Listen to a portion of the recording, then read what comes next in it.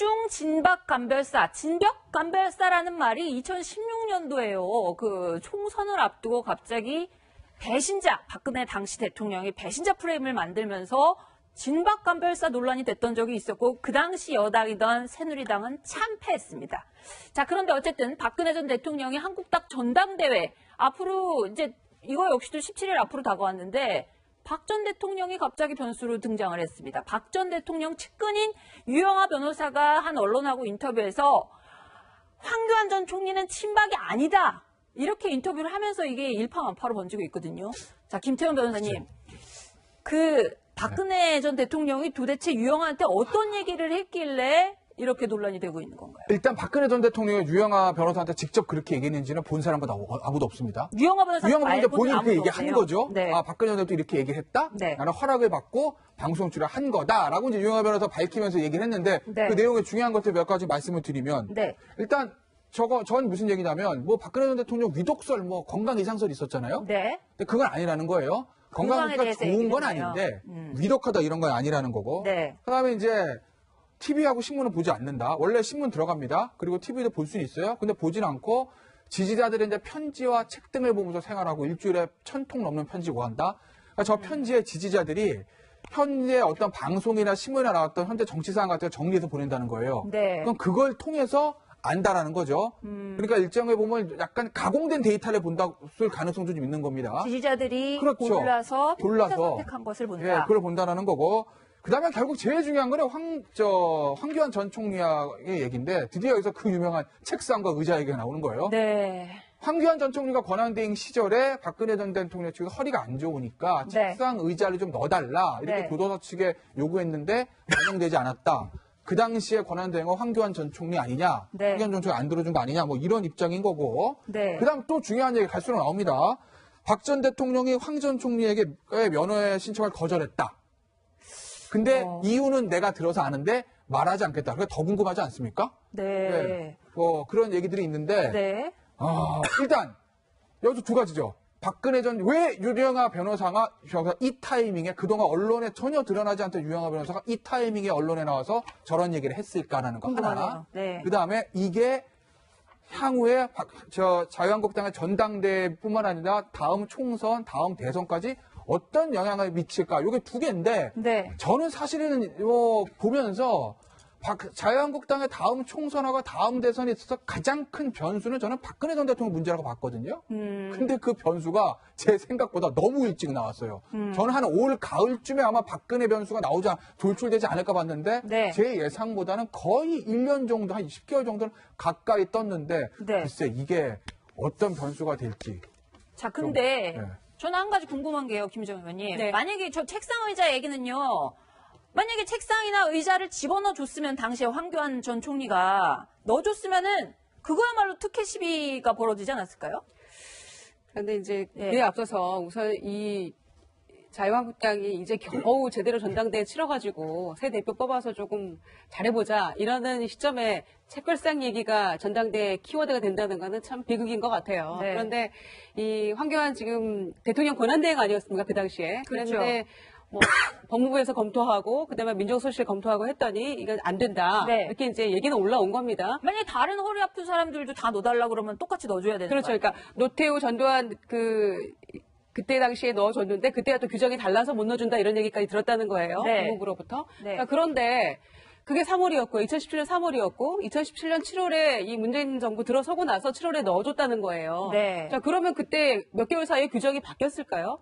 그거는 어떤 의미에서는 조금 도의적, 인도적 차원에서 문재인 그렇게 정부에서도 문재인 정부에서도 이렇게 해줬는데 권한대행하면서 몸살았다라고밖에 이 해석이 안 되는 부분이라는 거죠. 그래서 아마 그 부분에 있어서 굉장히 서운함을 느낀 게 아닌가. 그래서 친박이 아니다? 뭐 그런 것도 있고요. 네. 그다음에 이 본인은 지금 그렇게 이제 친박이라는 것은 국민들이 판단할 것이다 이렇게 얘기 나오고 이제 서운함을 토로하고 유영하 네. 변호사 나와서 얘기를 하니까 내가 이 특검 연장도 내가 못하게 했다 이러면서 나는 최선을 다했다 이렇게 하고 있는 거잖아요. 네. 특검 연장을 법적으로 법과 원칙 얘기하는 분이 그거를 박근혜 대통령이기 때문에 연장 안 해줬다 이렇다면 또 그것도 문제가 있는 것이고 네. 그럼에도 불구하고 이 황교안 전 총리는 지금 이제 당내 선거에서도 밴드웨건 효과는 있는 것 같아요. 지지율이 상당히 높은 편이고 네. 그리고 지지자들도 좀 결집해가고 있는 그런 와중이었는데 지금 이 유영아 변호사 얘기로 조금 뭐 실점은 할 수도 있겠지만 네. 또 한편으로는 어떤 의미에서는 친박이라는 어떤 그 굴레를 벗어버릴 수 있는 그리고 본인의 이 좀 세를 확장할 수 있는 또 반대로 생각하면 확장성을 위해서 도움이 될 수도 있다. 그에 위해서는 도움이 될 수도 있다. 또 이렇게 보여지는 거죠. 어쨌든 유영아 변호사가 이렇게 황 전 총리는 친박 아니다 이렇게 얘기를 하면서 이렇게 저렇게 서운한 일, 특히 책상 의자 뭐 이런 얘기들을 하니까 어제 구미에 박정희 전 대통령 생가를 황교안 전 총리가 갔었거든요. 그 현장에서 기자들이 막 물어보니까 대답을 한 부분이 있습니다. 뭐라고 하는지 직접 듣고 어제 영상 보고 또 관련 얘기 나눠보겠습니다. 국민에 대한 일정이나 전당대 일정이랑 겹치는데요. 다른 분들하고 좀 입장 반영해서 뭐 양보하시는 뭐 일정에 대해서 좀 조정하시는. 뭐 제가 양보할 수도 있고 다 그런데 당이 이제 정한 거 아닙니까? 저는 대통령께서 그 어려움을 당하신 것을 보고 최대한 잘 도와드리자 그렇게 했습니다. 또 실제로 특검이 수사 진행 중일 때 특검에서 수사를 하다가 1차 수사가 마치니까 이제 더 조사하겠다고 그래서 수사기간 연장 요청을 했었습니다. 제가 볼 때는 수사가 다 끝났다. 그러니까 이 정도에서 끝내자라고 해서 수사기간 연장을 불허했습니다. 정말로 박근혜 전 대통령이 옥중에서 저런 얘기를 했을까? 본심인지 궁금해서 제가 직접 좀 취재를 해봤는데 박근혜 정부의 청와대에서 고위관계자로 있었던 분하고 한번 직접 통화를 해봤는데요. 자, 그분은 유영아 변호사에 대해서 굉장히 격렬하게 비판하는 얘기를 했습니다. 황 전 총리가 의자를 넣어라 말아야 하는 것 자체가 말이 안 된다. 박 전 대통령에게만 그런 특혜를 주라는 것이냐. 전당대회 때 갑자기 왜 박근혜 전 대통령 얘기를 유영아 변호사가 얘기했는지 모르겠다. 뭐 이렇게 얘기를 하면서 정치 현안에 대해서 아무 말이 없다면서 박 전 대통령을 만나는 사람이 유일하게 유영아 변호사인데 전당대회 얘기는 도대체 뭔가. 감옥에 가 있는 박근혜 전 대통령의 눈과 귀를 독점하고 누구도 본심을 알 수 없게 하고 있다. 더 거친 말도 했습니다. 사실은 남자 최순실에 가깝다. 그 감옥에 있는 그런 식으로까지 박근혜 정부 그 관계자는 얘기를 하는데요. 본심이라고 보십니까? 저는 본심이라고 봅니다. 네. 왜냐 그러면 네. 직접 말은 안 했지만 아마 황교안 총리한테 제일 서운한 거는 네. 권한대행 중에 구속했다는 거예요. 특검까지는 어쨌든 특검이 구속영장 청구하고 이럴 수 있지만 네. 어쨌든 그 부분에 대해서는 좀 막았어야 되는 거 아니냐. 법무부 장관이었고 검찰 출신이고 그러면 다 지금 통하는 일 텐데 왜 구속을 법원이 시키지. 그렇죠. 법원이 장관이 시키긴 시키는 하는데요. 건 물론 없잖아요. 특검이 네. 청구하고는 했습니다만 네. 그래도 어쨌든 본인이 어느 정도 영향이 있을 텐데 그걸로 좀 애둘러 표현한 게 아닌가라고 봐요. 그러니까 본인이 총리로 임명했고 권한대행 했는데 그 기간 중에 자기가 구속되고 어쨌든 이렇게 됐다라는 게 아마 가장 큰 서운함일 것 같고요. 네. 그다음에 지금 말씀하신 것처럼 근데 지금 어쨌든 계절이 정치의 계절입니다. 정치의 계절이 굉장히 정치 감각이 뛰어나신 분이에요. 그리고 마침 황교안 총리가 친박의 어떤 대표 주자로 나오고 있단 말이죠. 그럼 네. 당연히 본인이 예전에 뭐 지금 유승민 전 이제 원내대표 시절이겠죠. 네. 그때 당시에 얘기한 것처럼 배신의 정치. 그렇죠. 그런 프레임이 지금 현재 어쨌든 당원의 많은 부분이 지금 영남에 있고요. 네. 그분들이 70% 이상 반영된다 그러면 또 실제로 영향이 있습니다. 실제로. 네. 그렇다 본다 그러면 본인의 어쨌든 옥중 정치를 시작한 게 아닌가. 그리고 사실 정치인이라는 게 저 정도 되면요. 누구를 네. 되게 하긴 어려운데 안 되게 할 수는 있어요. 아니다. 그러니까 누구를 밀어주는 건 아니에요. 지금 네. 보면. 누구가 아니다라고 하는 거거든요. 근데 그 정도로도 영향이 있다 그러면 지금 제가 보기에 지금 홍준표 대표 같은 경우는 좀 망설일 것 같아요. 제가 보기에 지금 일정도 안 잡고 있거든요. 보이콧을 명분으로 잡고 있지만 네. 어찌 보면 지금 뭐 인위적인지 모르지만 단일화가 되는 거 아닌가 이러다가 네. 그 오세훈 전 시장 같은 경우 일정을 소화하고 있거든요. 네. 소화한다는 얘기는 그냥 뭐 보이콧을 안 할 수도 있다는 얘기예요. 오늘 또 제주도에 가서 굉장히 그 강력한 그렇죠. 문재인 정부를 향해서 강력한 메시지도 그렇죠. 내고 있더라고요. 일단 그러면 이제 황교안 총리 같은 경우는 약간 타격을 받는 입장이고 네. 홍준표 대표 같은 경우에는 뭐 안 나올 수도 있는 것처럼 보이면 오세훈 전 시장 같은 경우에는 내가 그럼 1대1 구도가 돼서 내가 될 수 있는 거 아닌가? 이렇게 생각한다 그러면 보이콧으로 끝까지 밀고 가기 쉽지 않은 상황 아닌가. 네, 김태현 변호사님. 어찌됐건 간에요. 네. 제가 아주 극단적으로 말씀드릴게요. 네. 이번 해프닝, 전 해프닝이라고 봅니다. 어. 이번 어떤 박근혜 전 대통령의 느닷없는 입장, 전당대회 네. 변수. 네. 그 유영아 변호사를 통해서 한 입장, 이 문제는 살아나고 있는 자유한국당한테 그냥 찬물을 쫙 끼워본 거라고 저는 봅니다. 네. 왜냐하면 지금 보세요. 아까 황교안 전 총리 같은 경우 지금 가장 유력한 당대표 후보 중에 한 사람이에요. 네. 기자들이 뭘 물어야 됩니까? 앞으로 만약에 전당대 전략은 어떻게 됩니까? 자유한국당 어떻게 새로 태어나게 하실 겁니까? 보수를 어떻게 재건하실 겁니까? 미래에 대해서 이런 걸 물어야 물어봐야 되는데 되죠. 책상 넣으셨어요? 이사 어떻게 된 겁니까? 이걸 물어보고 있거든요. 네. 그리고 지금 저 신부장 취재하는 것도 그런 걸 취재하고 있잖아요. 왜? 네. 그게 제일 이슈니까. 이거 사실 굉장히 자유한국당의 악재라는 거죠. 네. 그러니 물론 전당대회는 당원들 대상으로 하는 선거기 때문에 그런 대로 지나가면 됩니다. 근데 문제는 당원만 가지고 선거 이깁니까? 아니거든요. 자유한국당 지지율 지금 25%입니다. 네. 그럼 아무리 또 당이 총선과 대선에서 좀 싸워보려면 최소 35% 지지율 나와줘야 돼요. 네. 그래서 이것저것 합쳐서 51대 49 싸움 되면 최소한 40 몇 프로 정도는 얻어야 승리하는 거 아니겠어요? 네. 총선이든 대선이든. 네. 그런데 지금 자유한국당을 지지하지 않고 있는 일반 예전 새누리당에 지지했다가 떠나가신 그런 분들, 그런 보수 지지자들, 그다음에 중도층 이런 분들이 지금 이 논란을 보면서 무슨 생각을 할까? 박근혜 전 대통령 문제는요. 네. 지금 박근혜 전 대통령의 연민을 가지고 있는 분들은 제가 죄송한 말씀이지만 네. 잊혀진 과거가 돼야 됩니다. 그래야 자유한국당의 다음 총선 대선을 이기지. 네. 박근혜 전 대통령 문제가 수면 위로 턱 튀어나와가지고 ING 형태가 돼서는 자유한국당의 다음 총선 대선에서 이기기 어렵습니다. 근데 지금은 너무 일찍 ING가 됐습니다. 이 네. 논란은 아마 이 전당대 이후에 다음 총선까지도 갈 수도 있어요. 그렇다고 보면 자유한국당의 총선 대선에서의 어떤 살아나는 건 쉽지 않죠. 당원만 가지고는 절대 선거 못 이깁니다. 왜 도대체 그리고 유영하 변호사만 왜 만나는 건가? 사실 유영하 변호사가요. 뭐 시청자 여러분들도 아시겠지만은 박근혜 전 대통령 변호인도 아니에요. 선임계도 안 냈고 지금은 오히려 변호인들이 다 사임을 하고 국선 변호인 5명만 있잖아요. 근데도 계속 변호인 접견을 하고 있다고 그러더라고요. 어떻게 이게 변호인 접견이 가능한가 교정당국에 물어봤는데 그것도 약간 편법스럽지만은 방법이 있다면서요.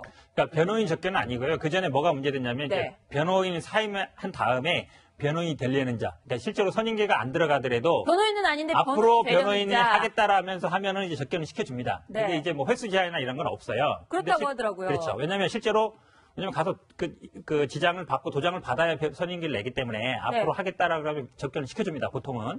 근데 실제로 그렇게 하고서 선임계를 안 냈어요. 그러니까 네. 이제 그걸 안 시켜줬는데 전직 대통령이고 이러다 보니까 어쨌든 따로 원래는 이제 그렇게 아니면 일반 접견을 해야 되는데 일반 접견은 보통 마이크 들고 하고 시간 제한도 있습니다. 하루에 한 번 정도밖에 안 되고. 근데 전직 대통령이다 보니까 아마 그런 이제 편의는 봐주는 것 같습니다. 어찌 보면 이제 그걸 제가 보기엔 뭐 편법이라 하긴 좀 그런 것 같고요. 전직 대통령이니까 해준다고요? 그러면 다른 사람들은 안 해준다는 말씀이신가요? 변호사가 필요한 의사가 다른 있으면. 경우는 이런 어떤 특별 접견이라 볼 수 있는지 모르겠지만 이제 네. 국회의원이라든지 이런 분들이 가면 또 접견하는 방법이 있거든요. 그러니까 일반 국회의원들이 수감돼 있는 경우 변호인이 되려는 자가 계속 가서 국회의원들이 접견을 할 때 또 네. 이게 일반 접견처럼 이렇게 이런 공간에서 하지 않고 뭐 네네. 특별 면회라 같은 형식이 있거든요. 실제로 뭐 그렇게 되는데 그것도 뭐 편의를 봐주는 거예요. 근데 이제 거기 어떤 규정, 뭐 국회의원은 되고 뭐 일반인 안 된다 이런 거는 제가 보기에 명확히는 없는 것 같은데요. 네. 그런 정도인 것 같은데 약간 어찌 보면 이제 편법과 합법 사이에 중간쯤에 있는 것 같아요. 그렇다고 해서 거절하기는 어려운 것 같고. 그래서 지금 어쨌든 입장은 변호인이 되려는 자는 아닌 것 같고요. 그다음에 근데 사실상 어찌 보면 이제 대변인 역할을 하고 있거든요. 사실상의 대변인 역할을 하고 있어서 이 부분은 제가 보기에 좀 명확히 정리할 필요는 있는 것 같습니다.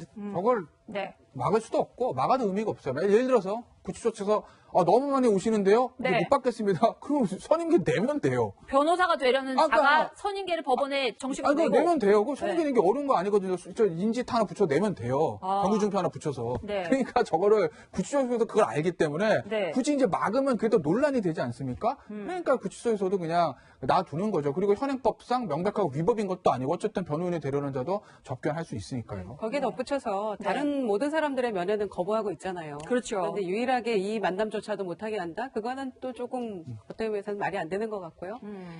2006년 지방선거를 생각해 보면 저희가 그때 그 부상을 당하고 그다음에 대전은요 천마디였잖아요. 네. 그런데 지방선거 판도가 뒤집혔었는데 마치 그때를 연상케 하는 이 옥중에서의 지금 소위 진박한별 얘기가 나오고 있는 거잖아요.